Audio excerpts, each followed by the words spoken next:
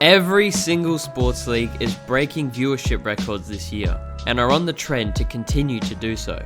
Every league except the NBA. Just look at this graph.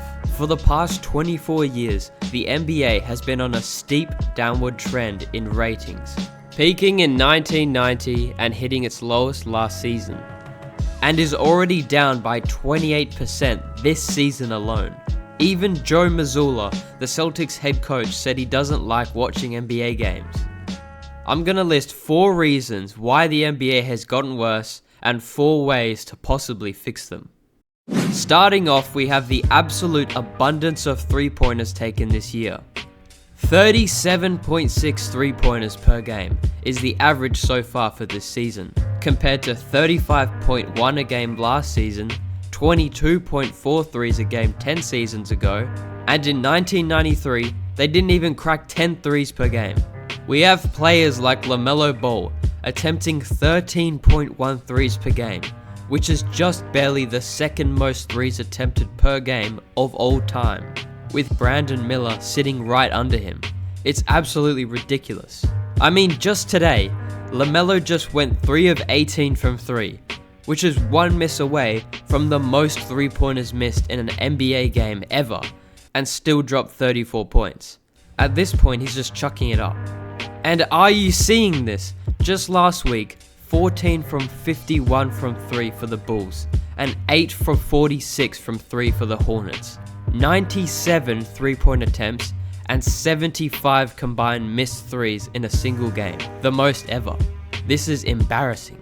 On the complete flip side, on the same week, we had the Warriors vs Mavericks, where they shot a total of 95 threes and made 48 of them. Basically a 48-minute three-point contest. One of the best teams in the NBA, the Boston Celtics, are averaging 51.1 threes per game. This is unheard of. Even Adam Silver agrees, as he's launched an investigation into the claims of the NBA taking way too many threes. This amount of three-point chucking is just getting boring. It's clear that teams are taking threes because they think they're effective. And they are. 81% of the time, the team that makes more threes wins the game. So we need to come up with a way to deter teams from taking threes. And the only way I think we could do this is by increasing the length of the three-point line all around, including the corner three, leaving either just barely any space or none at all. This will encourage shots closer to the rim and eliminate corner sitters. Another reason is the difficulty of watching an NBA game. What's the point of buying a subscription to watch the NBA and not even being able to watch all the games? They have a regional blackout restriction where local fans can't even watch their team's games live. It's ridiculous. And that's without mentioning the prices of these subscriptions. Where I live, it's $25 a month. This is really f***ing expensive, especially if you need multiple services to even watch all the games. There isn't any tracking data for illegal streaming sites, but I guarantee it's a large percentage of NBA watchers.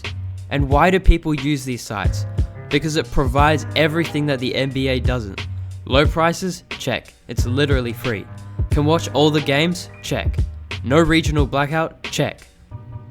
To fix this, the NBA needs to rebrand NBA League Pass so that fans can watch all the games all season long, is easy to set up, and has a much lower price. The third reason is the referees. And I'm not talking about foul calling in general, as they've improved a lot recently, calling less fouls. I'm talking about technical fouls. Players are being called for techs for literally nothing. Just today, Spurs vs Hawks, DeAndre Hunter posters Wemby and they start trash talking. But no more than 3 seconds later, 11.1, they don't call a foul. They're both hit with double techs. Are you not allowed to trash talk anymore? Or this one with Jason Tatum, who gets a tech for clapping. Tatum. Slowly foul on number 0, Jason Tatum. That's his second. Or this one. Down is his third block, he's gonna take it off! Hooray! A hammer! Like Or this one, or this one, or this one, or this one, or this one, or this one. Or any of the hundreds of stupid technicals given out. Let them play and have emotions. They want them playing like robots. Literally, as I'm editing this video, Brandon Pajemski got a tech for telling the ref that someone spilt a beer on the court. You got to match their intensity.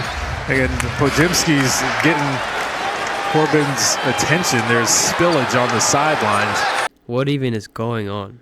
And in the context of viewership, fans like drama. So why would you want to blow the whistle anytime something gets slightly heated? A fix for this would obviously be the referees to stop calling stupid techs. But the refs should also be fined for technical foul calls like this. Finally, my fourth point, I want to talk about load management. Guys are being paid $50+ million a year and can't play 3 to 4 games of basketball a week. This season and last season combined, Joel Embiid, former MVP, has played a combined 46 games, barely half a season. You've got players like Paul George, who has more podcast episodes this season than games played. Just yesterday, Grizzlies vs Warriors. Just after a quarter of basketball, the Grizzlies put Ja on the bench for the rest of the game because they were blowing the Warriors out. I understand it's to prevent possible injury, but who's gonna watch a team win by 50 with the star players of both teams playing 2 quarters or less of the game? These players with these multi-million dollar salaries aren't going to care about playing if they make money on the bench. I think a way to fix this would be to not only lower the salaries, but to split salaries into an amount paid per game. For example, a player earns a salary of $16.4 million. Divided by 82, the player would earn $200,000 per game. If the player only plays 50 games, they would make $10 million instead of $16 million. This creates an incentive to play games and to not sit them out.